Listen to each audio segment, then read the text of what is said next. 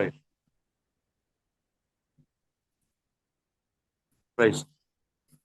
பிதாவாகி தேவனாலும் நம்முடைய கர்த்தராகி இயேசு கிறிஸ்துவினாலும் வந்திருக்கிறதான தேவனுடைய பிள்ளைகளுக்கு அனைவருக்கும் அதை வாழ்த்துக்களையும் தேவ சமாதானத்தையும் கோருகிறேன். தேவன்தாமே நம்மை அனைவரையும் அவரிடமாக ஆசீர்வதிப்பாராக. இந்த நல்ல நாளுக்காக மறுபடியும் தேவனை ஸ்தோத்திரிக்கிறேன். இந்த ஞாயிற்றுக்கிழமை ஓய்வு நாள் மாலை வேளையிலே நாம் ஒரு சிலராயிருந்தாலும் தேவ சமூகத்திலே அமரும்படி, தேவனுடைய பொற்பாத இடத்திலே காத்திருக்கும்படி பிதாவாகிய தேவன் நமக்கு பாராட்டின அன்புக்காகவும் அதே தயவுக்காகவும் இரக்கத்துக்காகவும் அவருடைய கிருபைக்காகவும் ஒரு விசுவிட நம்முடைய பிதாவாகிய தேவனே இயேசு கிறிஸ்துவின் வாயிலாக துதிக்கிறேன், ஆராதிக்கிறேன், வணங்குகிறேன், போற்றுகிறேன், அவரை கும்பிடுகிறேன், அவரை மகிமைப்படுத்துகிறேன். நாம നല്ല കണ്ടക്ടിങ്, അതുപോലെ നല്ല ഡെയിലി ബ്രെഡ്, അതേപോലെ തന്നെ நல்ல பாடல்கள், அன்பு கூறுவேன், கூறுகிறேன், இன்னும் அதிகமாக ஆராதிக்கிறேன், அதை இன்னும் அதிகமாக தேவனிடத்திலே அவர் நம்மை வைத்த அன்பு, அதுதான் 1 யோவான் 3ஆம் அதிகாரம் 1 வசனத்திலே பாருங்கள். தேவன் நமக்கு பாராட்டின அன்பு எவ்வளோ பெரிது என்று சொல்லி அந்த வசனத்திலே பார்க்கிறோம். அந்த அன்பு நமக்கு தேவன் கொடுத்தா, அல்லது நம்மை அந்த அன்பிலே அவர் நேசித்தார். நமக்கு எந்த ஒரு தகுதியும் யோக்கியதையும் அருகதையும் இல்லாதிருந்த நம்மை அந்த குமாரனாய் கிறிஸ்து மூலமாக தேவன் நம்மை தகுதிப்படுத்தி நம்மை யோக்கியராக்கி நம்மை அனைவரையும் தெரிந்து கொண்டு அவருடைய சமூகத்திலே அவருடைய அன்பை ருசிக்கும்படியாக பிதாவாகிய தேவன் பாராட்டினா அன்பு எவ்வளவு பெரிதா இருக்கிறது என்று வேதத்திலே நாம் பார்க்கிறோம். அந்த அன்பினாலே தேவன் நம்மை அனைவரையும் கட்டி இணைத்து அவருடைய சத்தியத்துக்குள்ளே, அவருடைய நீதியின் பாதையிலே, அவருடைய சத்தியத்தின் வசனத்தினாலே நம்மை அனைவரையும் நிரப்பி அவருடைய சமூகத்திலே தேவனுடைய ராஜ்யத்துக்காக நம்மை ஆயத்தப்படுத்தி கொண்டிருக்கிறோம் என்பதை அதை நினைக்கும் பொழுது நாம் எவ்வளவு பாக்கியம் பெற்றவர்கள், எவ்வளவு ஸ்லாக்கியம் பெற்றவர்கள். நமக்கு கிடைச்ச இந்த ஸ்லாக்கியம் அது இன்னும் நம்மளை மாதிரி அநேகருக்கு கிடைக்காமல் இருக்கும் பொழுது தேவன் அவர்களையும் அழைக்கும்படியாக நாம் ஜெபித்து வருகிறோம். தொடர்ந்து நம்ம ஜெபிக்க வேண்டும். இன்னைக்கு அநேகர்கள் அதை கடந்து வராமல் காணப்படுகிறோம். இருந்தாலும் கூட தேவன் வந்திருக்கிறதான பிள்ளைகளை அனைவரை அபரிதமாக ஆசீர்வதிப்பாராக. அநேக காரியங்களை நாம் யோசிக்க வேண்டியதும், அதை சிந்திக்க வேண்டியதும், கற்றுக்கொள்ள வேண்டியதும், பெற்றுக்கொள்ள வேண்டியதும், தேவனுடைய சமூகத்தில் அறிந்து கொள்ள வேண்டியதுமான அநேக காரியங்கள் வேதாமத்தின் மூலமாக பரலோகத்தின் தேவன் நம்மை எந்த அளவுக்கு நேசித்திருக்கிறார் என்பதை நினைக்கும் பொழுது தேவனுடைய நாமத்தை உயர்த்த அவர் நமக்கு கிருபை செய்திருக்கிறார். ஓரோ ஆதியாக முதல் வெளிப்படுத்தும் புஸ்தகம் வரைக்கும் இருக்கிறதான ஓரோ தேவனுடைய பக்தர்களையும் அவங்களுக்கு உதாரணத்துக்கு ஆபிரகாமை அழைத்து அவர்களுக்கு ஒரு சில வாக்குத்தத்தங்களை தேவன் அவர்களுக்கு கொடுக்கிறார். பாருங்களேன், ஆபிரகாமுக்கு குறிப்பிட்ட ஒரு சில வாக்குத்தத்தங்கள், மோசைக்கு அதே மாதிரி ஒரு சில வாக்குத்தத்தங்கள், அதே போல ஏலியாவுக்கு, நோகைக்கு, அதே போல எரேமியாவுக்கு, எசையாவுக்கு, இப்படி புதிய ஏற்பாட்டிலேக்கு வரும்பொழுது பவுலுக்கு, பேதுருவுக்கு, இவங்களுக்கெல்லாம் யாக்கோ, யோவான், அந்திரியோ, இவங்களுக்கெல்லாம் தேவன் ஒவ்வொருத்தருக்கும் தனிப்பட்ட முறையிலே தேவனுடைய வாக்குத்தத்தங்களே தேவன் அவங்களுக்கு கொடுத்திருந்தது.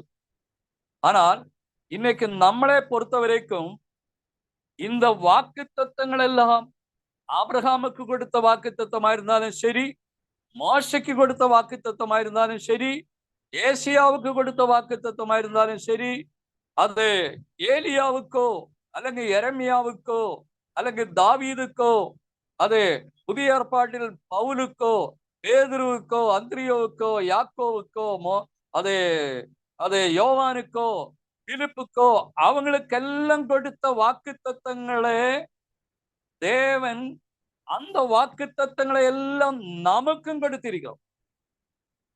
அவங்களுக்கு தனிப்பட்ட முறையில் பங்கு பங்காக கொடுக்கப்பட்டது, பகுதி பகுதியாக கொடுக்கப்பட்டது, குறிப்பிட்ட வாக்குத்தத்தங்களை மட்டும்தான் கொடுத்திருந்தார்.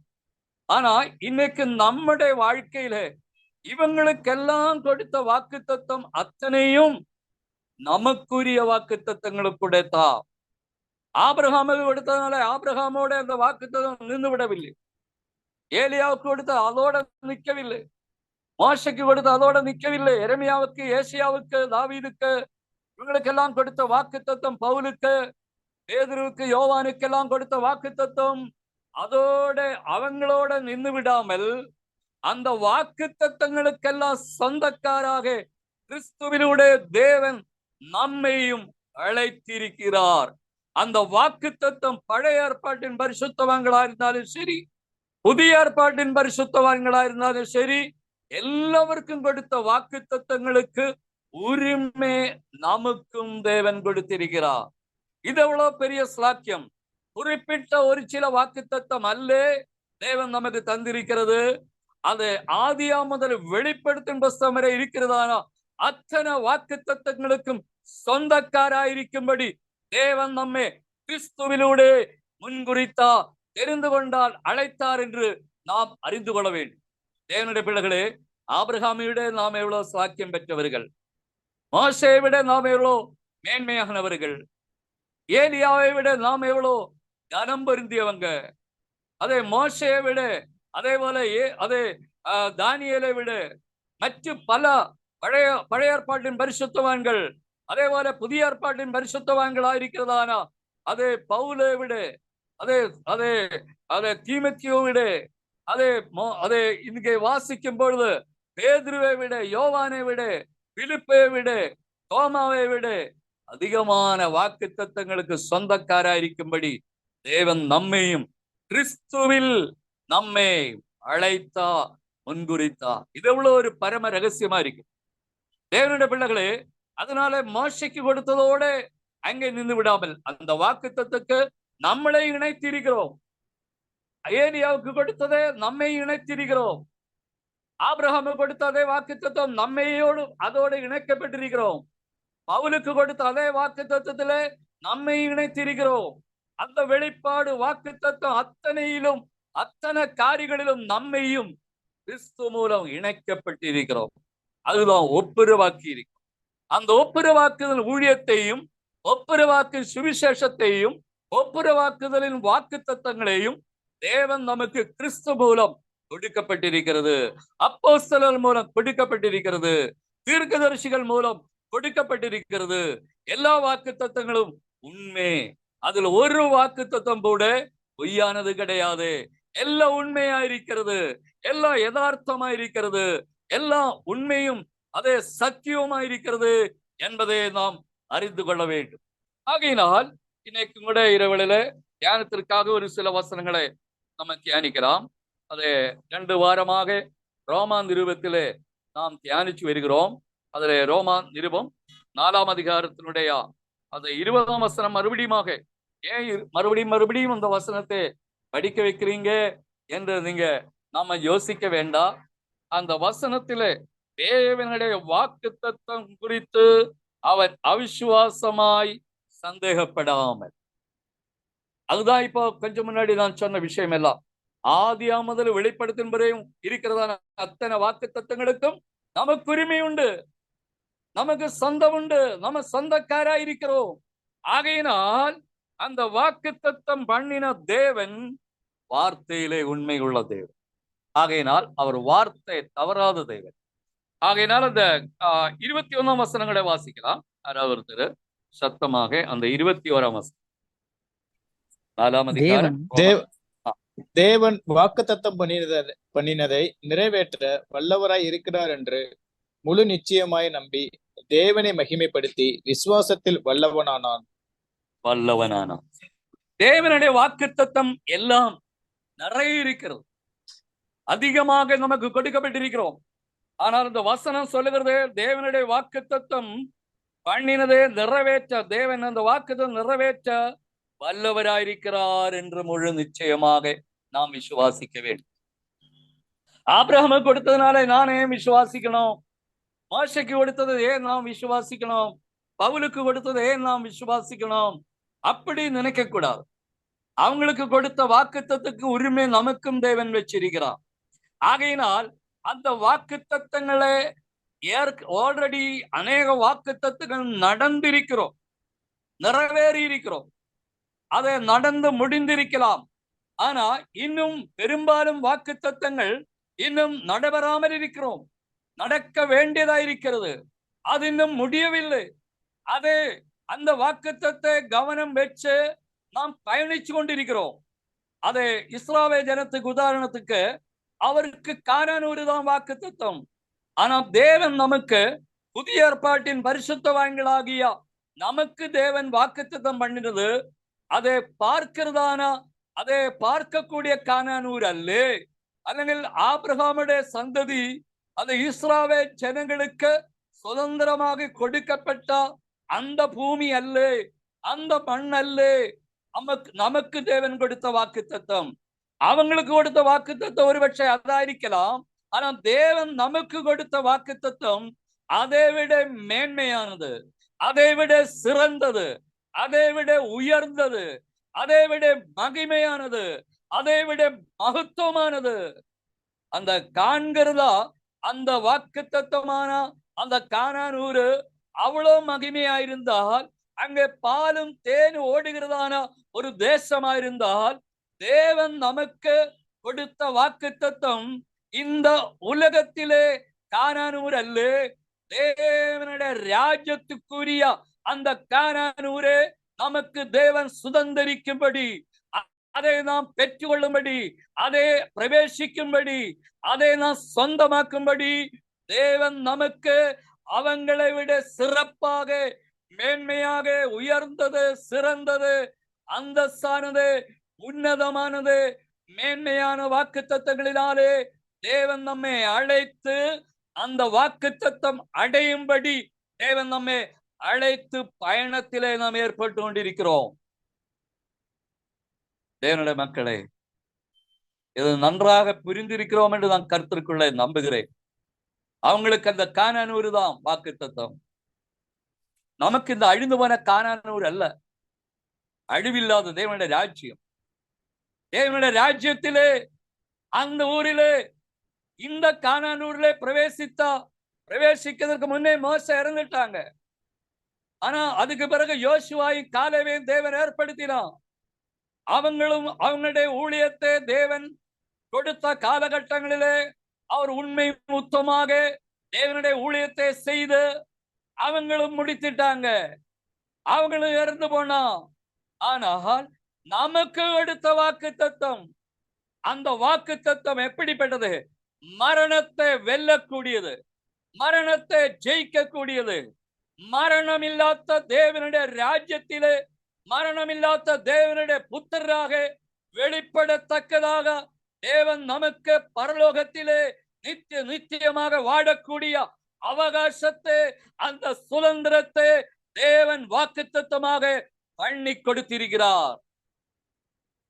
அந்த கானானூரை விட பாலும் தேன் ஓடுகிறதானா அந்த ஆச்சரியமான கானானை ஊரை விட தேவன் நமக்கு கொடுத்த வாக்குத்தத்த தேசம், அங்கே மரணம் இல்லை, அங்கே கண்ணீர் இல்லை, அங்கே தவிப்பில்லை, அங்கே அலறல் இல்லை, அங்கே துக்கம் இல்லை, அங்கே வலி இல்லை.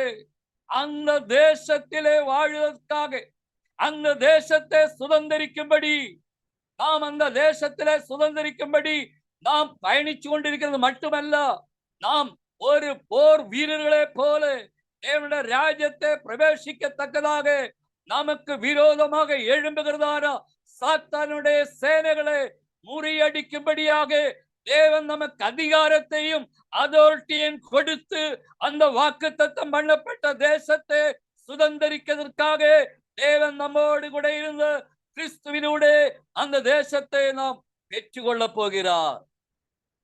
எவ்வளவு ஒரு அற்புதமான விஷயம்! அவங்களுக்கு அந்த மாதிரி தான் இருந்தது, அதனால அது தப்புன்னு நான் சொல்லல. ஆனால் நமக்கு அதை விட மேன்மையானது, சிறந்தது, உச்சிதமான கோதமை, உச்சிதமான ஆசீர்வாதம், உச்சிதமான அது தேவனுடைய ராஜ்யம், உச்சிதமான அது நித்திய ஜீவன், நிரந்தரமான ஜீவன். இதெல்லாம் மேன்மையானது. எல்லாவற்றை விட இந்த உலகத்தில் இருக்கிற அத்தனை ஏது உயர்ந்ததுன்னு நம்ம நினைக்கிறோமோ அதை விட 100 மடங்கு உயரமானது. 1000 மடங்கு உயரமான இடத்திலே தேவன் நம்மை அது வாக்குத்தத்தங்களை அளித்திருக்கிறார். அதனுடைய மகிமை நாம் அறிந்து கொள்ள வேண்டும். இந்த பூமியில் இருக்கும் பொழுதே அதை பற்றி நல்ல ஒரு தெளிவு, அதை பற்றி நல்ல ஒரு புரிந்து கொள்ளல், அதை பற்றி நல்ல ஒரு அறிவு நமக்குள்ள இருந்தால் மட்டும்தான் நம்முடைய பயணத்திலே நாம் சோர்ந்து போகாமல் பயணிக்க முடியும். அநேக மக்கள் இன்றைக்கு சோர்ந்து போயிருக்கிறோம். சோர்ந்து மூலையிலே போய் முடங்கி கிடக்கிறோம். ஆனால் அவங்களாலே அதை சுதந்திரிக்க முடியாது. அதே அநேக விதமா இருக்குதா போர், அநேக விதமா யுத்தங்கள், அதே அந்த இடத்தில் இருக்கலாம். நமக்கு போராட்டம் உள்ளது. அதே அதே அதே மாம்சத்தோடும் ரத்தத்தோடும் அல்ல, துரத்தனங்களோடும் அதிகாரங்களோடும் இந்த பிரபஞ்சத்தின் வான மண்டலத்திலே பொல்லாத்த ஆவிகளின் சேனைகளோடும் நமக்கு என்ன உண்டு? போராட்டம் உண்டு.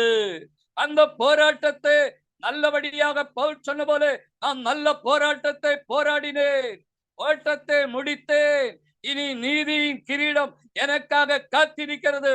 எனக்கு மட்டுமல்ல, அவருடைய ராஜ்யத்தை எதிர்பார்க்கிறதான ஒவ்வொருத்தருக்கும் அந்த அதே வாக்குத்தத்தத்தின் மேலே அதிகாரம் உண்டு. தேவனுடைய வார்த்தை எவ்வளவு உண்மையா இருக்கு, தேவனுடைய சத்தியம் எவ்வளவு அதே நிஜமா இருக்கிறது. அது ஒண்ணுமே மாறாது. வானம் மாறலாம், பூமி மாறலாம், ஆனா தேவனுடைய வார்த்தையோ மாறுவதில்லை. அவர் வார்த்தையிலே உண்மை உள்ள தேவன். அவர் நம்மை அழைத்திட்டு வழியிலே விட்டுட்டு போகிற தேவன் அல்ல, தெருவிலே விட்டுட்டு போகிற தேவன் அல்ல. நம்மை அழைத்த தேவன் கடைசி வரைக்கும் நம்மை நடத்த வல்லவராயிருக்கிறார். அதனால தான் பவுல் சொல்றாரு, விசுவாசத்தை தூங்குவினவரும் முடிக்கிறவருமாகி இயேசு கிறிஸ்துவை நோக்கி நம்ம பயணத்தை நாம் பயணிக்க வேண்டும். பின்னானதை மறந்து முன்னானதை நாடி நாம் ஓட வேண்டும். அதை விசுவாசத்தை பிடித்து கொண்டு நாம் ஓட வேண்டும். நம்முடைய தேவன் நமக்கு வைத்திருக்கிறதான அந்த சுதந்திரத்தை அதை அடைவதற்கு நாம் தகுதியுள்ளவர்களாக நம்மை தகுதிப்படுத்தி, அதுக்காக நம்மை ஆயத்தப்படுத்தி, அதுக்காக நம்மை தயார்படுத்தி, அதற்காக நம்மை ஒழுக்கப்படுத்தி நாம் என்ன செய்ய வேண்டும்? அதை அடைவதற்காக நாம் பயணிக்க வேண்டும். இந்த மாலை வேளையில பகல் காலையில நமக்கு மலையாள செக்ஷன்ல ஆராதனை இருந்தது. நமக்கு அனைவருக்கும் தெரிஞ்ச விஷயம். அதுக்கு பிறகு கொஞ்ச நேரம் ரெஸ்ட் எடுத்த பிறகு நான் 4 மணி அளவில் இன்னொரு குடும்பத்துக்கு ப்ரேயர் பண்ணும்படியாக அழைத்தா. அந்த குடும்பத்திலே அவங்கள ஒரு அப்பா, ஒரு பையன், அவருடைய ஒய்ஃபு, ஒரு குழந்தை, அந்த சகோதரி பிரெக்னன்ட் ஆயிருக்கிறோம், 3 மாசம் ஆயிருக்கிறது. அந்த குடும்பத்துக்கு அழைத்து அவர்களுக்கு சத்தியத்தை போதிக்கும்படி தேவன் ஒரு அனுகிரகமாக அவங்க வீட்டில சொந்த பந்தங்களை எல்லாம் கூட்டிட்டு வந்தாங்க. அந்த பிரதருடைய மாமியாரு, அதே போல அக்கம் பக்கத்தினர் தெரிஞ்சவங்களை ஒரு சிலரை அவங்க அழைத்தாங்க. அவங்களும் அந்த இடத்திலே அப்போ தேவன் சில அந்த பெண்மணி பிரெக்னண்டா இருக்கிறாங்க, அதை மையப்படுத்தி ஒரு சில வார்த்தைகள் தேவன் என்னோடு அதை பேசும்படி அடியானுக்கு தேவன் கிருபை செய்தார். தேவனுடைய சத்தியங்களை, மாறான கருத்துக்களை போதிக்கும் பொழுதும், மாறான கருத்துக்கள் நமக்குள்ளே அதை அடையும் பொழுதும், நாம் அதை ஏற்றுக்கொள்ளும் பொழுதும், அது நம்முடைய வாழ்க்கையில அது என்ன நடக்கும்? அந்த லேடிக்கு பிரெக்னன்ட் ஆயிருக்கிறோம், அபோர்ஷன் பண்ணக்கூடிய ஒரு கண்டிஷனை ஏற்படலாம். தேவனுடைய சத்தியத்தை சத்தியமாக உள்வாங்காமல், நம்பாமல், அது கடைபிடிக்காமல், அதிலே உறுதி இல்லாமல் இருந்திருந்தால், பிசாசு ஏவாளுக்கு கொடுத்த தந்திரமான போதனையினாலே ஏவாளே அதே தேவ சமூகத்திலிருந்து அவளுக்குள்ள இருந்த சத்தியத்தை அபோர்ஷன் பண்ணி எடுத்தான். பாருங்களேன், எவ்வளவு ஒரு வித்தியாசமான ஒரு காரியத்தை ஆவியான எனக்கு வெளிப்படுத்தி கொடுத்தா. அந்த இடத்திலே ஒரு சந்ததி பிறக்க வேண்டும். ஆதத்தில் ஏவாளின் மூலமாக தேவனுடைய வாக்குத்த சந்ததி பிறக்க வேண்டும். ஆனால் அந்த இடத்தில் வாக்குத்தத்த சந்ததி பிறக்காமல் மாம்ச சந்ததி தான் பிறந்தது. அது என்ன சந்ததி? சாத்தானுடைய சந்ததி. ஏவாளுக்குள்ளே தேவனுடைய வார்த்தையினாலே உருவாக்கப்பட்ட சந்ததி அல்ல, சாத்தானுடைய வார்த்தைக்கு கீழ்ப்படிந்த நிமித்தமாக, தேவ மகிமை அச்சு போன்ற நிமித்தமாக அந்த மகளுக்குள்ளே பிறந்த சந்ததி எப்படிப்பட்ட சந்ததியா இருந்தது? அந்த சந்ததி ஒரு கொலைகாரன் சந்ததியாய் மாறிவிட்டது. ஏன் கொலைகாரன் சந்ததியாய் மாறிவிட்டது தெரியுமா? முதல் கொலைகாரன் சாத்தான். ஏவாளையும் ஆதத்தையும் ஏதன் தோட்டத்திலே கொன்று போட்டாங்க. கத்தி இல்லாம, வாள் இல்லாம, வேறொரு எந்த விதமான கருவி இல்லாம அவங்களுக்குள்ள இருந்ததான சத்தியத்தை அபோர்ட் பண்ணி அவங்களை கொன்று போட்டாங்க. அவங்களுடைய ஆத்மாவே கொன்று போட்டாங்க. அதுதான் அந்த இடத்தில் நடந்ததுனாலே அவளுக்கு பிறந்த மூத்த மகன் காயின் தன்னுடைய தம்பியாகிய ஆபேலை என்ன பண்ணாங்க? அவங்க அப்பா என்ன கற்றுக் கொடுத்ததோ அதே செஞ்சாங்க. தம்பிக்காரை கொன்று போட்டாங்க, ஆபேலை கொன்று போட்டாங்க. இது எப்படி? இதுதான் தேவனுடைய சத்தியம். அதே அவங்கள் சாத்தானதை அபோர்ஷன் பண்ணி ஏவாளுக்குள்ளே இருந்து வெளியேற்றி அந்த சத்தியத்துக்குள்ளே அதை பிறக்க வேண்டிய ஒரு சந்ததியாக இருந்திருக்கணும். அதாவது தேவன் மனுஷனை சிருஷ்டிக்கும் பொழுது, ஆதத்தையும் அதுக்கு பிறகு ஏவாளையும் சிருஷ்டிக்கும் பொழுது, நீங்கள் பலுகி பெருக வேண்டும். அது மாம்ச சந்ததி என்று தேவன் அதை ஒருபோதும் அதை விரும்பவில்லை. எப்படி பலுகி பெருக வேண்டும்? அவர் தேவனுள்ள ஐக்கியத்திலும், தேவனுள்ள உறவாடுதலும், தேவனுள்ளதான அது அது அது முக்கியமான தேவனுள்ள ஐக்கியத்திலே அந்த காரியங்களிலே அவங்க இருந்திருந்தால் அந்த அப்படி பிறக்கிற குழந்தைகள் எப்படிப்பட்ட குழந்தையா இருக்கும்? தேவ தூதர்களை போல தேவனுக்கு சமமாக அல்லது தேவனுடைய சாயலாக குழந்தைகள் பிறந்திருக்கு. ஆனால் நிர்பாகியம் என்று சொல்லட்டுமே, அந்த குழந்தைகள் ஆவிக்குரிய விதமாக பிறக்காமல் எப்படி பிறந்தா? அதை பாவத்தினாலே உருவானவர்கள், பாவ சரீரம் உண்டானவர்கள், பாவ சரீரத்திலே ஏவாளை வஞ்சிச்சவர்கள். அதை பிறந்த குழந்தைதான் அது காயின். அந்த காயின் அவருடைய அப்பா அது பொல்லாத சத்ரு, அந்த பிசாசானவன். அந்த பிசாசு என்ன பண்ணிட்டாங்க? அவனுக்கு அடுத்த ஒரு குழந்தை பிறந்தா ஹாபேல். அந்த ஹாபேலை வயலிலே கூட்டி கொண்டு போய் என்ன பண்றாங்க? அவனே கொலை பண்ணிட்டா. அதுதான் இயேசு கிறிஸ்து புதிய ஏற்பாட்டில் வரும்பொழுது யோவான் சுவிசேஷத்தில் விதமாக இயேசு சொன்னா, பிசாசாதி முதல் கொலபாதகன், கொலகாரனாயிருக்கிறான், அவன் பொய்யனாயிருக்கிறான், அவன் பொய்யனும் பொய்க்கு தகப்பனுமாயிருக்கிறான். அவன் பொய் பேசும் பொழுது சொந்தத்திலிருந்து பேசுவா, தேவனுடைய சத்தியத்திலிருந்து பேச மாட்டா, தேவனுடைய வாக்குத்தத்தங்களில் இருந்து பேச மாட்டா. தேவனுடைய சத்தியங்களுக்கும் தேவனுடைய வாக்குத்தத்தங்களுக்கும் எதிர்மாறான கருத்துக்களை அவன் பேசுகிறது. அவனுடைய சொந்தத்திலிருந்து அவன் பேசுகிறான். அதுதான் இயேசு சொன்னான். அதனாலே அவனுடைய பேச்சை நம்பாதீங்க, அவனுடைய வார்த்தைக்கு நீங்க கீழ்ப்படியாதுங்க. என்னை தேவன் பரத்திலிருந்து அனுப்பி இருக்கிறார். நான் அவருடைய குமாரன் தான். என் வார்த்தை நீங்கள் கேளுங்க. என் வார்த்தையை கேட்டிருந்தால் என் வார்த்தையினாலே உங்களுக்கு நித்திய ஜீவன் உண்டு, ஜீவனும் ஆவியுமா இருக்கிறது. என் வார்த்தை நான் சுயமாக அல்ல, என் பிதாவு எனக்கு கட்டளையிட்டபடியே நான் பேசியிருக்கிறபடினால் என் வார்த்தையினாலே உங்களுக்கு பிழைப்புண்டு, உங்களுக்கு நித்திய ஜீவன் உண்டு. என் வார்த்தை ஜீவனும் அதை ஆவியுமா இருக்கிறது.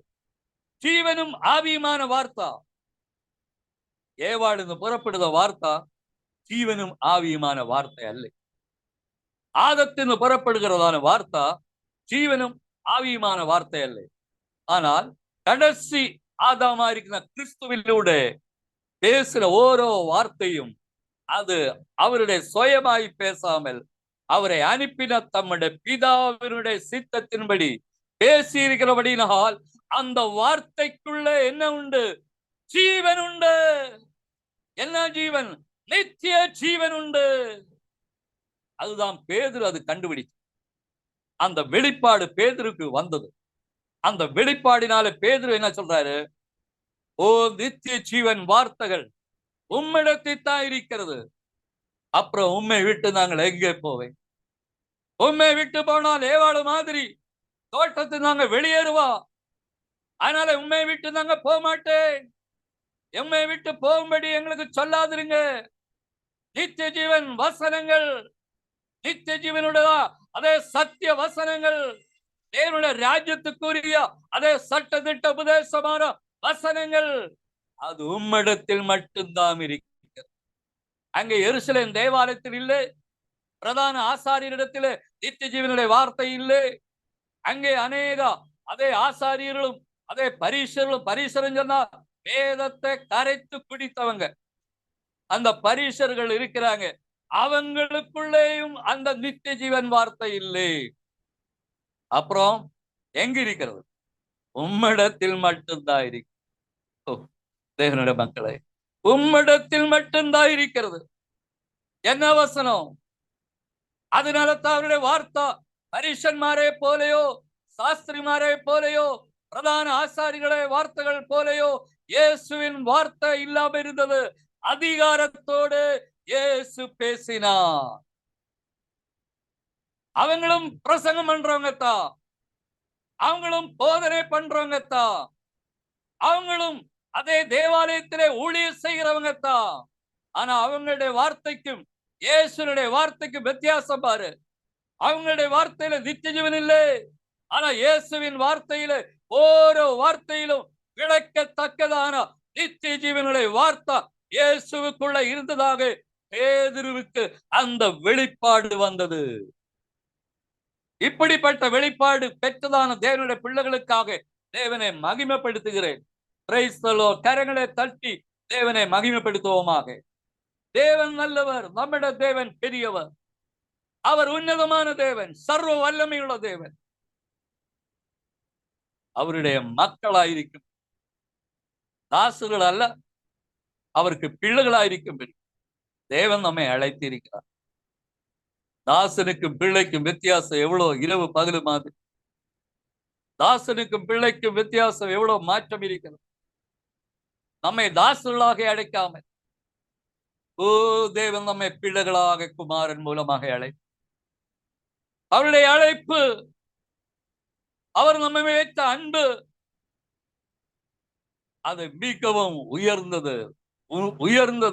உயர்ந்த அந்தஸ்தான அன்பு, மேன்மையான அன்பு, சிறந்த அன்பு, கலப்படம் இல்லாத அன்பு, மாயமில்லாத அன்பு, துப்புரவான அன்பு, தேவ அன்பு.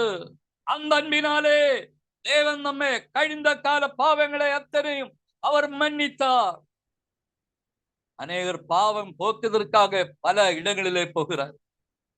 பாவ மன்னிப்புக்காக அநேக இடங்களிலே அதே செலவு பண்ணி அநேக உடம்பை காயப்படுத்தி ரத்தம் சிந்தி பலவிதமான காரியங்களை செய்து அப்படி செய்கிறதுனால பாவ மன்னிப்பு கிடைக்கும், என் குடும்பத்துக்கு எனக்கு ஒரு நிவாரணம் உண்டாகும் என்று சொல்லி அவங்க சத்ருவங்களை ஏமாற்றி வச்சிருக்கிறார்.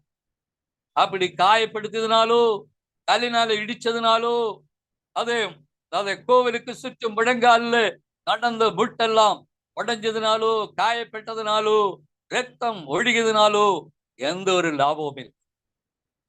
கிறிஸ்துவே நமக்கு ஒரே தரமாக பலியாக கொடுத்தார்.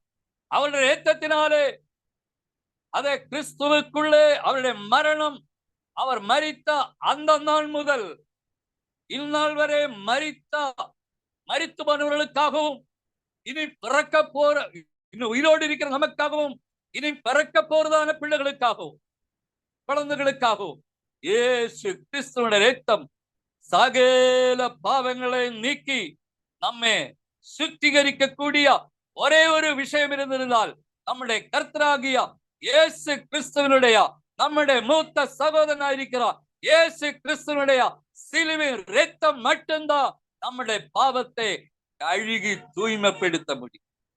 அந்த இரத்தத்தினாலே அவர் நம்மை அதை மீட்டு கொண்டார். அந்த இரத்தத்தினாலே அவர் நம்மை அவர் நம்மை அவருக்கு சொந்த ஜனமாயிருக்கும்படி அவர் நம்மை அழைத்திருக்கிறார். தேவனுடைய மக்களே, தேவனுடைய வசனம் ஒருபோதும் பொய்யாகாது. தேவனுடைய வார்த்தை எப்பொழுதுமே உண்மையாகவே இருக்கிறார். ஆகையினால் இந்த வசனம், நான் படித்த வசனம் அதுதான் அந்த இடத்துல வாக்குத்தத்தம் பண்ணினது. அதை வாக்குத்தத்தத்தை அதை குறித்தவன் அவிசுவாசமாய் சந்தேகப்படவில்லை. தேவன் வாக்குத்தத்தம் பண்ணினதை நிறைவேற்ற வல்லவராயிருக்கிறார் என்று முழு நிச்சயமாய் நம்பியிருக்கிறார். நாட்களிலே நம்முடைய கிறிஸ்தவ வாழ்க்கையிலே நம்முடைய நம்பிக்கை எங்கிருக்க வேண்டும்? தேவன் மேலும் தேவனுடைய வார்த்தை மேலும். ஏவாளு மாதிரி தேவனையும் தேவனுடைய வார்த்தையும் விட்டு விலகாதபடி தேவன் மேலும் தேவனுடைய வார்த்தை மேலும் நம்முடைய நம்பிக்கை அதிகமாக வெச்சு கொள்ள வேண்டும். சத்ரு நம்முடைய தோளிலே உட்கார்ந்து பேசுவா. என்ன பேசுவா? இதெல்லாம் சும்மாதான், இதெல்லாம் நடக்காதே. ஏவாளிடத்தில் எப்படி பேசி அவளை மயக்கி எடுத்தாரோ அதே போல பிசாசு தந்திரமாக அதை மயக்கும்படி பிசாசு வேலை செய்து கொண்டிருக்கிறார். காரணம், இது கடைசி காலம் என்பதை அவனுக்கும் தெரிந்திருக்கிறபடினால் பிசாசு தன்னுடைய தந்திரத்தை மிகவும் கவனமாக, உஷாராக, அதை வேகமாக அதை அவன் செயல்படுத்தி கொண்டிருக்கிறோம். நாம் எந்த அளவுக்கு வேகமாயிருக்கிறோம், எந்த அளவுக்கு நான் உஷாராயிருக்கிறோம், எந்த அளவுக்கு நான் எச்சரிப்பாயிருக்கிறோம், அதையும் நாம் யோசிக்க வேண்டும். தேவனுடைய மக்களே, தேவன் நமக்கு அந்த வாக்கு தத்தங்களை அதை பற்றி கொள்ளும்படி உதவி செய்வார். முழு நிச்சயமாய் நம்பி தேவனை மகிமைப்படுத்தி பாருங்க. இந்த இடத்துல இயேசுவே எல்லாம் அவங்க மகிமைப்படுத்தி, இந்த சபலுக்குள்ள எல்லாம் இயேசுவே தான் ஸ்தோத்திரம், கர்த்தருக்கு ஸ்தோத்திரம், இயேசுவப்பா ஸ்தோத்திரம். இப்படி ஸ்தோத்திரம் வெவ்வேறு இடங்களுக்கு போய்கொண்டே இருக்கிறோம். வெவ்வேறு இடங்கள்னா அதெல்லாம் சாத்தான் தான் ஏற்றுக்கொள்வாங்க. ஆனா அவன் தான் பொய்யை பேசிட்டு இருக்கிறதுனால, அதுக்கு பின்னணியில் அவன் தான் செயல்பட்டு இருக்கிறதுனால என்ன ஆகுது? அந்த துதியும் கனவும் ஸ்தோத்திரமும் ஆராதனை எல்லாம் அவன் பக்கமாக போய் சேருகிறது. அப்படி சேரும் பொழுது அவன் எப்படிப்பட்டவனாக மாறுவான்? அவனிடத்துல போய் சத்தியத்தை சொன்னா அவன் நம்மை அதை கொல்லாமல் விடுகிறது பயங்கரம்.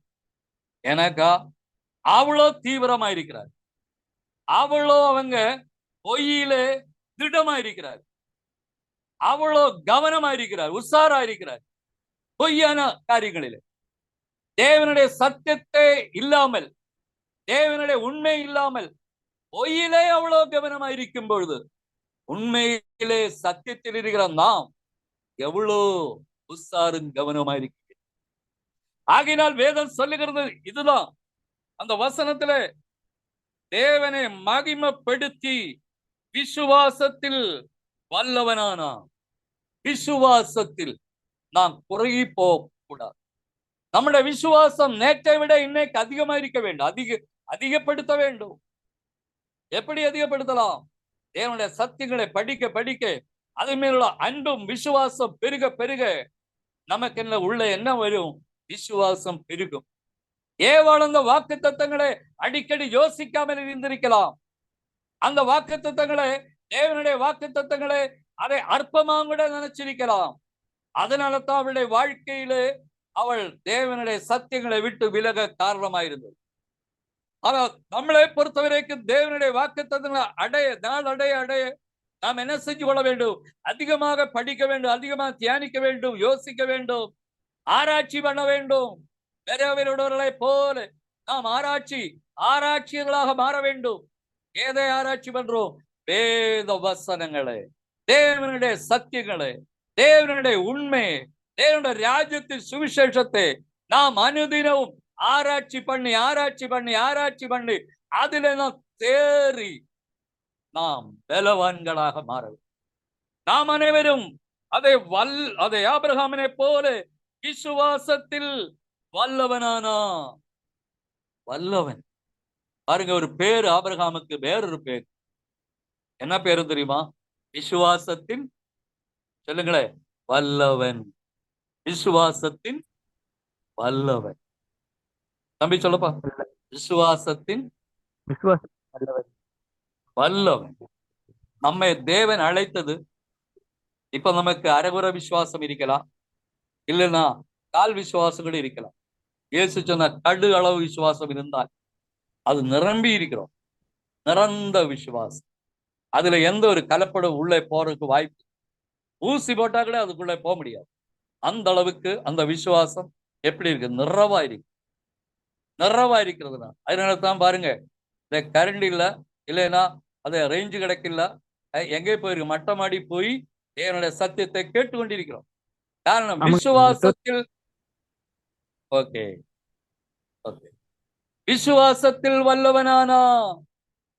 கரண்ட் இல்லானாலும் பரவாயில்ல, நெட்வொர்க் கிடைக்காமலும் பரவாயில்ல, மேலே மட்டமாடியிலே போய் விசுவாசத்தில் வல்லவனானா. ஆபிரகாமே போலே விசுவாசத்தில் உறுதியாயிருக்க வேண்டும். ஏதோ ஒரு சின்ன பிரச்சனை வரும் பொழுது, ஓ தேவன் எனக்கு இப்படி பண்ணாரே, அப்படி பண்ணாரே, அதே செஞ்சாரே, இதே செஞ்சாரேன்னு சொல்லி தேவன் மேலே குற்றம் சாட்டி விலகி போகிறதான ஒரு சம்பிரதாயம் நமக்குள்ள இருக்காமல், ஆபிரகாமுக்கு பாடில்லாமல் இல்ல, புத்திரவங்க இல்லாம இல்ல, ஏலியாவும் நமக்கு ஒப்பான மனுஷன், அவனுக்கு எவ்வளவு பாடுகள் வந்தது, அதே போல ஆபிரகாமுக்கும் வந்தது. ஆனால் அந்த பாடுகள் எல்லாம் ஆபிரகாம் எப்படி கையாண்டா, தேவனோடு சேர்ந்து, தேவனோட அதே விசுவாசத்தோடு அந்த பிரச்சனை எல்லாம் அவர் கையாண்டு ஜெயிச்சுட்டாங்க. தேவனுடைய பிள்ளைகளை, அந்த பரீட்சையெல்லாம் ஆபிரகாமும் ஜெயிச்சா, இயேசு மட்டும் இல்ல, ஆபிரகாமும் பழைய ஏற்பாட்டில் ஜெயிச்சா, பழைய ஏற்பாட்டின் பரிசுத்தவான்கள் அத்தனை பேர்களும் ஜெயிச்சிட்டாங்க. இன்னும் நமக்கும் ஜெயிக்கும்படி நேரத்தை கொடுத்திருக்கிறார். இந்த பூமியில, இந்த பூமியை தான் ஜெயிச்சு காட்ட வேண்டும். அநேகர் என்ன செய்யறாரு, மரணத்துக்கு பிறகுதான் ஜெயிச்சு காட்டுவேன்னு சொல்றாங்க. அந்த கோடி அந்த வாட்ஸ்ல எழுதி வைப்பாங்க, ஏன்னா அது நல்ல போராட்டத்தை போராடினேன், ஓட்டத்தை முடித்தேன், விசுவாசத்தை காத்து கொண்டேன், இனியும் நீதியின் கிரீடம் எனக்காக வைத்திருக்கிறார் என்று அந்த டெட் பாடி கோட்ஸ் மேலே எழுதி வச்சிருக்கிறோம். ஆனா ஒரு நாளும் சத்தியம் கூட தெரியாம, தேவனுடைய சத்தியமோ தேவனுடைய உண்மையை தெரியாம கிறிஸ்தவனா இருந்ததுனாலே அப்படி எழுதி வச்சு போயிட்டாங்க. அப்போ இதெல்லாம் எவ்வளவு ஒரு, யாரை ஏமாத்துகிறோம், அவனே ஏமாத்து, வேற யாரே இல்ல, அவங்களே ஏமாத்துகிறோம். இது எவ்வளவு ஒரு பெரிய விஷயம். அதனாலதான் இயேசு சொன்னா, மனுஷர் உங்களை என்னாக்க கூடாது, அது உங்களை மனுஷனுடைய உபதேசத்தினாலே நீங்கள் அதை தவறி போகக்கூடாது. அப்ப யாரு உபதேசிக்கிறது, நான் என்னை உபதேசிக்கும் பொழுது அந்த உபதேசம் தேவனால் உண்டான உபதேசமா, இல்ல என்னுடைய சுயத்தினாலே அதை உருவாகிறதான உபதேசமா என்று பகுத்தறிந்து, சுயத்தினாலே என்று அறிந்தால், அல்லது பிசாசு மூலம் கொண்டு வருகிறதான உபதேசம் என்று அறிந்தால் உடனே அதை தவிர்த்து கொள்ள வேண்டும். அது மறுபடியும் கேட்கதற்காக நான் காது கொடுத்து அங்கே இருக்கக்கூடாது. இது பிசாசுடைய உபதேசம், இதை விட்டு விலக வேண்டும். அதை பவுல் தீமோத்தேயுக்கு சொல்லும் பொழுது, அதை விட்டு நீ ஓடு. கேட்டுட்டாங்க உட்காருன்னு சொல்லல, அல்ல பெட்டிலே படுத்துட்டு நீ கேட்டுக்கொண்டே இருன்னு சொல்லல. அது பேஸ்புக்கிலும் யூடியூபிலும் அநேக மெசேஜ்கள், அது அந்த பாஷை இந்த பாஷெல்லாம் பேசுவாங்க, நல்லதுதான். ஆனா அதை இயர்போன் வச்சு நாம் காதிலே கேட்டு அப்படியே படுத்துட்டு இருக்க கூடாது. அதை விட்டு ஓட வேண்டும், அதை விட்டு விலக வேண்டும். இப்படி விலகும் பொழுதுதான் அதுக்கும் நமக்கு ஒரு போராட்டம் அந்த இடத்தில் இருக்கிறது.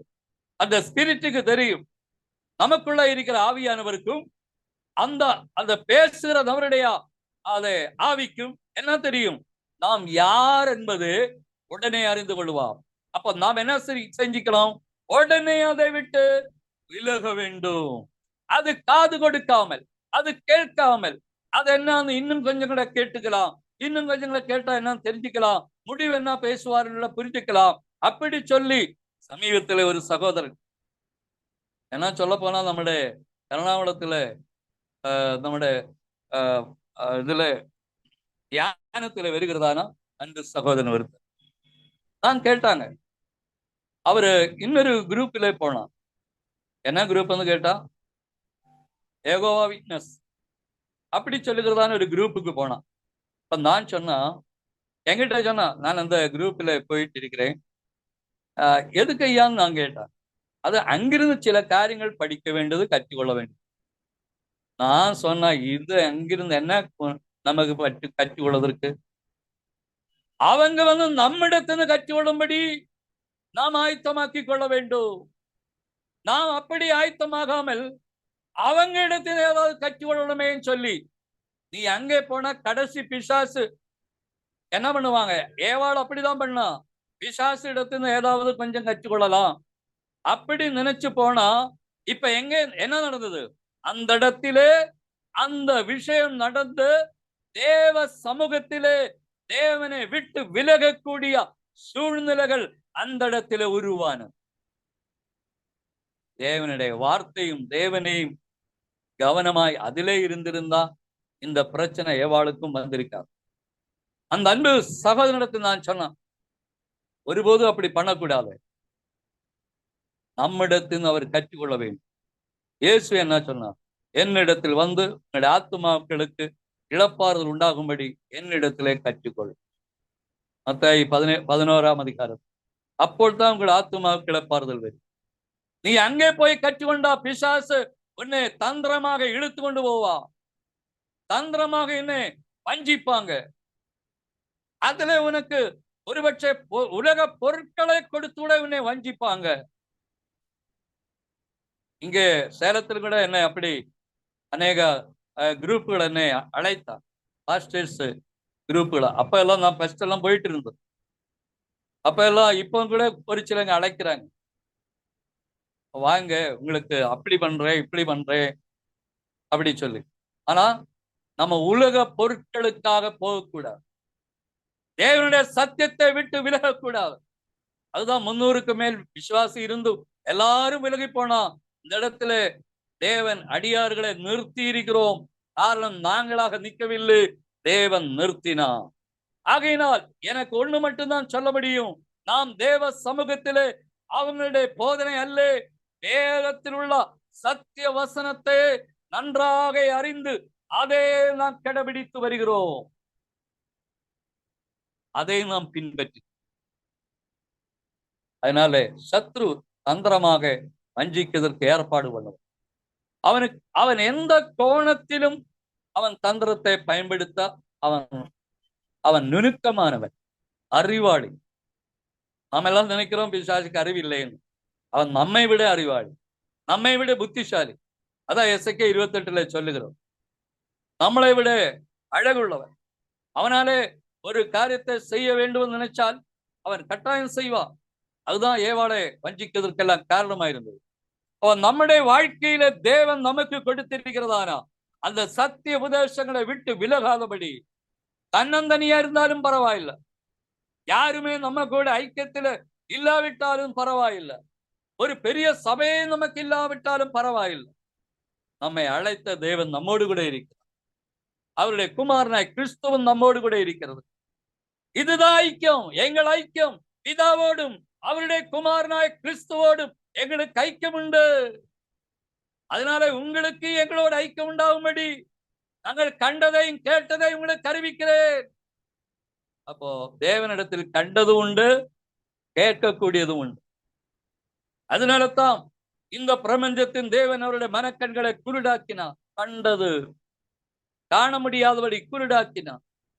வேதத்துல சத்தியங்களை அறியும்படி மனக்கண்களை திறந்தருளும் கண்களை குருடாக்கினார். கேட்டதும் உண்டு, தேவனிடத்தில் காணவும் கேட்கவும் முடியும். கண்டதையும் கேட்டதையும் உங்களுக்கு அறிவிக்கிறேன். என்ன கண்டதும் கேட்டதும்? பிதாவாகிய தேவனை இந்த பூமிக்கு வெளிப்படுத்துகிறது. பரம பிதாவே, நம்முடைய அப்பாவே இந்த பூமிக்கு வெளிப்படுத்துகிறதாம் கண்டதையும் கேட்டதையும். இயேசு கிறிஸ்து பரத்திலிருந்து தேவர் அவரை அனுப்பும் பொழுது பரலோகத்தில் கண்டதையும் கேட்டதையும் யோவான் 3 நான் கடைசி வசனங்களை பார்க்கிறோம். கண்டதையும் கேட்டதையும் உங்களுக்கு அறிவிக்கிறேன். அறிவித்தாங்க. ஆனாலும் அவருடைய சாட்சி ஒருவரும் ஏற்றுக்கொள்ளவில்லை. அவருடைய சாட்சியை ஏற்றுக்கொள்கிறவன் தேவன் உண்மை உள்ளவர், சத்தியம் உள்ளவர் என்று முத்திரை போட்டு நிச்சயப்படுத்தி இருக்கிறார். கிறிஸ்தவர்கள் நிச்சயம் இல்லாமல் ஓடிக்கொண்டிருக்கிறார்.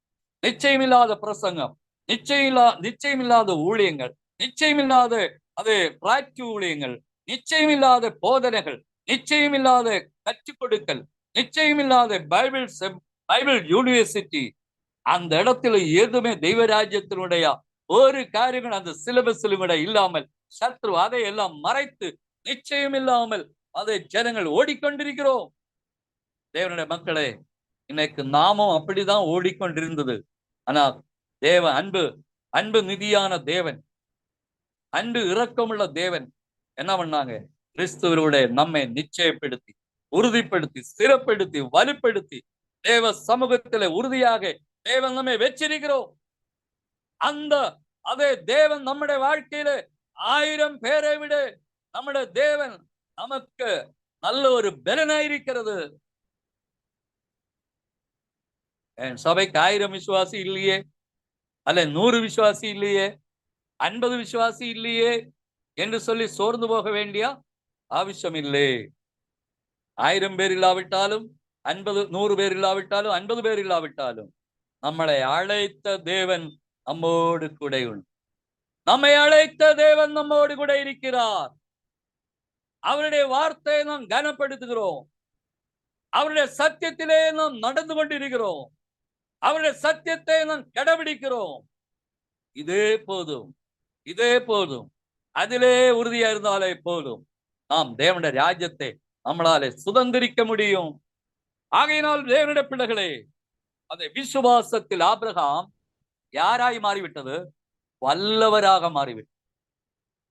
நாமும் விசுவாசத்தில் வல்லவராயிருக்கிறோம். ஆபிரகாமுடைய வேறொரு பேரு விசுவாசத்தில் வல்லவர். தேவன் அந்த விசுவாசத்தை ஆபிரகாமுக்கு கற்றுக் கொடுத்தார், சொல்லிக் கொடுத்தார். அதெல்லாம் பாடுகள் வந்தது. அது அங்கே அந்த இடத்துல எல்லாம் பற்றாக்குறைவு ஏற்பட்டது, பஞ்சம் ஏற்பட்டது.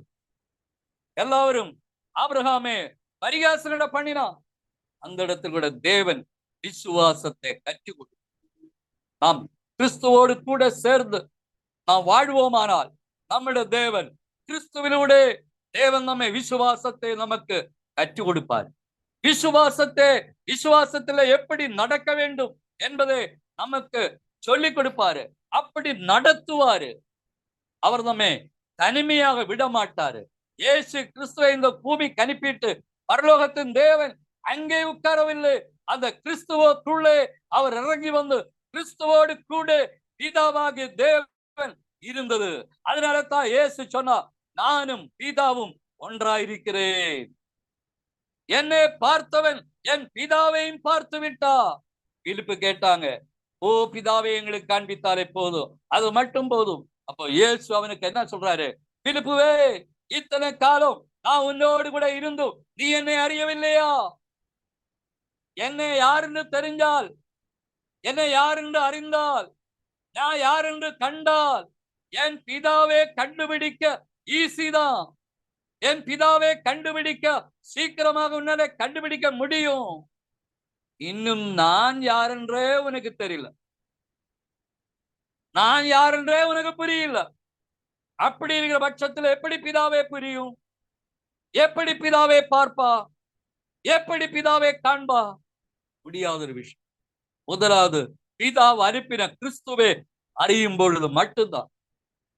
பிதாவை அனுப்பின அவருடைய குமாரனாய அவருடைய மார்பில் இருந்த ஒரே பேரான குமாரனாகிய கிறிஸ்துவை இந்த பூமிக்கு அனுப்பும் பொழுது அவரே தேவனுடைய குமாரன் என்று நாம் விசுவாசிக்கும் போது மட்டும்தான் அதை அவரை அறிகிற அறிவினாலே உடனே பிதாவையும் அவருதான் இவரை அனுப்பினாரு.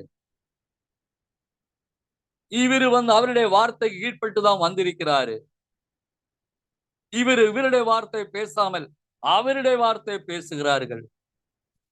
இவருக்குள்ளே அவர் இருக்கிறது. அதனால் அவர் சொல்றது அவரு நானும் ஒன்றாயிருக்கிறேன் என்று. தேவனுடைய மக்களே, இப்படி நாமும் சொல்ல வேண்டும். தேவன் நம்மை அந்த அளவுக்கு ஆவிக்குரிய மண்டலத்திலே வளர்ச்சி அடையும்படி அனுதினம் வேதத்தை ஆராய்ந்து பார்க்க வேண்டும். வெரோவில் உள்ளவர்களை போல தேசனோனிக்க உள்ளவர்களை பார்க்கிலும் வெரோவில் உள்ளவர் நற்குணசாலிகளாயிருந்தார். வேத வசனத்தை கேட்கிறதாக மட்டுமல்ல, அது அப்படிதானா என்று தினம் பிரதி ஒரு நாளோட விடாமல் தினம் பிரதி வேத வாக்கியங்களை ஆராய்ந்து பார்த்ததினாலே தெசலோனிக்கே உள்ளவர்களை பார்க்கிலும் பெரோவில் உள்ளவர் நற்குணசாலிகளாயிருந்தார். தேவ வசனத்தை மனவாஞ்சியோட கேட்டுக்கொண்டு. அப்போஸ்தலர் 17ஆம் அதிகாரம் அதுல 11ஆம் வசனம் தான். மனவாஞ்சியோட வசனத்தை கேட்குதற்கு என்ன வேணும்? என்ன வேணும்? மனோவாஞ்ச வேணும், மன தாகம் வேணும், மன பசி தாகம் வேணும். தேவனுடைய வசனத்தின் மேலே ஆர்வம் வேணும். அந்த ஆர்வம் பசிதாகம் இருந்திருந்தால் வேத வசனத்தை நம்மளாலே என்ன செய்ய முடியும்? ஆராய்ந்து பார்க்க முடியும். பெரோவிலர் ஆராய்ந்து பார்த்தா. அதனால தெசலோனிக்கே உள்ள பரிசுத்தவான்களை விட பெரோவில் உள்ளவர் நற்குணசாலிகள். வேத வசனங்களை யார் ஆராய்ந்து பார்க்கிறார்களோ அவங்க தேவ சமூகத்திலே மனவாஞ்சியாக ஏற்றுக்கொள்கிறார்களோ அவங்க நற்குணசாலிகள். நற்குணம், நல்ல குணம், நல்ல எண்ணம், நல்ல செயல்பாடுகள், நல்ல திட்டம், நல்ல பிளான், நல்ல அபிப்பிராயம், நல்ல வழிகள், நல்ல நற்குணம், நற்குணசாலிகள். தேவன் நம்மை அழைத்தது நற்குணசாலிகளாயிருக்கும். நற்குணசாலிகளாயிருக்கும்படி தேவன் நம்மை அழைத்து இருக்கிறார். அந்த நற்குணங்கள் நமக்குள்ள எப்போதும் அதே அதே பிரகாசமாக இருக்க, வெளிச்சமாக இருக்க வேண்டும், வளர்ச்சியாக இருக்க வேண்டும். இதற்காக தேவன் நம்மை அழைத்திருக்கிறார். தேவனுடைய மக்களே, 2-3 வாரமாக இந்த வசனங்களை படிச்சிருந்தாலும் இன்னும் இது முடியாமல் இருக்கு. காரணம் அவ்வளவு சத்தியங்கள். அதே விசுவாசத்தில் வல்லவனான ஆகையால் அது அவனுக்கு நீதியாக எண்ணப்படும். விசுவாசத்தில் வல்லவனான ஆபிரகாமினுடைய தேவனுடைய புஸ்தகத்திலே நீதிமான். இந்த விஷயத்திலே ஆபிரகாம் நீதிமான், இன்னொரு விஷயத்திலே நீதிமான். இப்படி ஓரோ விஷயங்களையும் தேவன் எழுதி வச்சிருக்கிறார். ஆபிரகாமுடைய நீதி, அதே மகனை பலி கொடுக்கிறதுலே நீதிமான், புறப்பட்டதிலே நீதிமான், தேவனுக்கு பிரியமாய் வாடுகிறத நீதிமான். இப்படி எல்லா விதத்தில் நீதிமான். 100 மார்க், 50 மார்க், எல்லாத்தையும் டிக் டிக், நீதிமான் நீதிமான் நீதிமான். தேவனுடைய மக்களே, நம்மளையும் அப்படிதான் தேவன் பார்க்கிறார். நாமையும் நீதிமான்களாக இந்த பூமியிலே தேவன் நாமாக நீதிமான் ஆகவில்லை. தேவன் அழைத்து நம்மை நீதிமான்களாகும்படி பரிசுத்தப்படுத்தி. ஆகையினால் என்னுடைய வார்த்தைகளே, அது வார்த்தைகள் முடியவில்லை, நேரம் முடிஞ்சதுனாலே அதை ஸ்டாப் பண்ண விரும்புகிறோம். தேவனுடைய மக்களே, தேவன் இந்த வசனத்தின் மூலம் இந்த வசனம் திரும்ப திரும்ப திரும்ப படிக்க வேண்டும், தியானிக்க வேண்டும், ஆராய்ச்சி பண்ண வேண்டும். பெரோவில் உள்ளவரை போல ஆராய்ச்சி பண்ண. நாம் போதனை பண்ணியதை விட, பிரசங்கம் பண்ணியதை விட ஆவியானவர் இன்னும் உங்களுக்கு அதிகமாக, எனக்கு கொடுத்த ஆவியானவர் உங்களுக்கு இதை விட அதிகமாக வெளிப்பாடுகளையும் வார்த்தைகளையும் கொடுப்பான். அதில் நம்ம தேறி வளர்ந்து தேவ சமூகத்தில் பலமாயிருப்போம். வல்லவனானது போல ஆபிரகாம் நாமும் வல்லவராகுவோம், பலமாகுவோம். ஓ தேவன் நம்மை இந்த வசனங்கள் மூலம் அபரீதமாக ஆசீர்வதிப்பாராக. கண்டக்ட் பண்ணுகிறது மகன் கையில மறுபடியும் மீதியான நேரம்